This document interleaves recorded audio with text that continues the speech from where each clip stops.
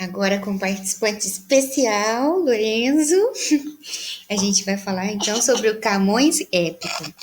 A gente falou antes do Camões lírico e lá ele fazia principalmente sonetos, que eram aqueles poemas com 10 versos, né? 2 quartetos, 2 tercetos, e tentava explicar os sentimentos humanos, principalmente o amor, e também o fato deles passarem muito rápido.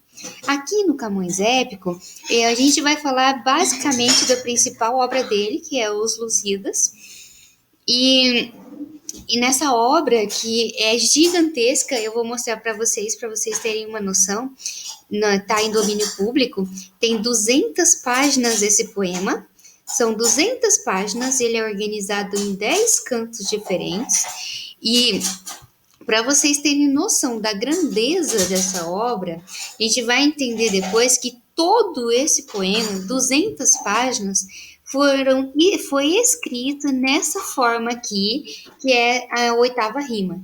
Então, todos os versos do poema são decassílabos, né? Tem 10 sílabas, e são organizados todos os versos do poema organizados em oitava rima, né? Que são 8 versos juntos, sendo rimas A, B, A, B, A, B, C, C. Então, imagina você escrever 200 páginas contando uma história, tudo encaixando nessa forma, nessa regra.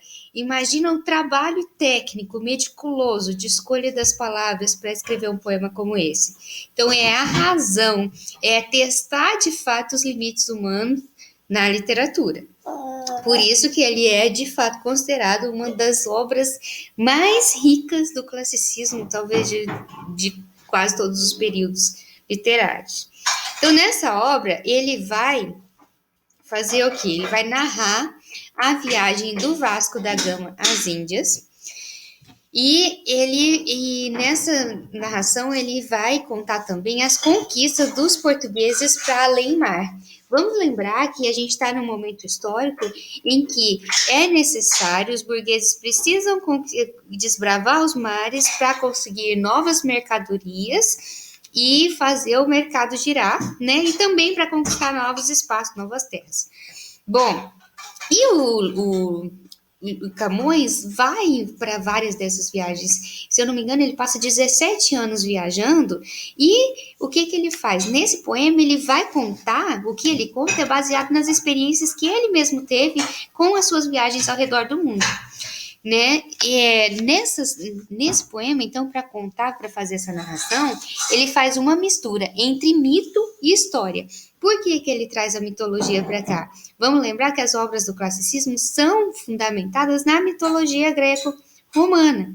Então, ele vai trazer, por exemplo, Baco, que era o deus do vinho, vai trazer a Vênus, que é deus do amor, e vai misturar tudo isso com fatos verídicos, históricos mesmo, para dentro do poema dele, que é Os Lusíadas. Bom, a caracterização do eu lírico do poema como superiores aos das epopeias clássicas, Odisseia e Eneida.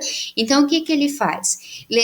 Nessas epopeias clássicas lá, o herói da epopeia, ele fazia um ato muito heróico, só que ele tinha uma falha. Aqui no texto dos Lusíadas, ele trata o Vasco da Gama como um herói, mas um herói superior a esses outros heróis, porque ele praticamente não tem falha. O importante também destacar é que aqui nessa obra, o Vasco da Gama é colocado como herói, só que ele não é o único herói, diferentemente dessas outras obras clássicas, que o herói era individual. Aqui o povo lusitano, que era o povo português, também é retratado como herói. Então a gente tem 2 heróis, o Vasco da Gama como herói individual e os heróis, o povo que era o herói coletivo, né?